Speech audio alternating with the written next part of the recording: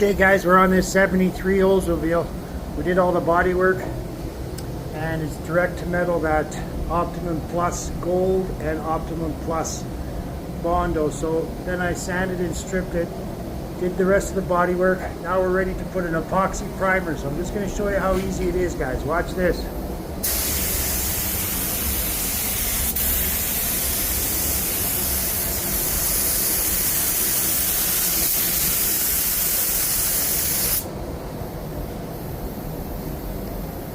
Try to put it on nice and light. It doesn't have to be a high pressure.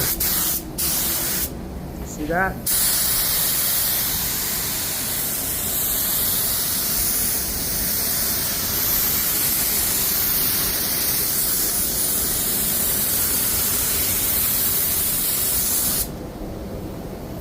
On this one, guys, I usually like to use a gun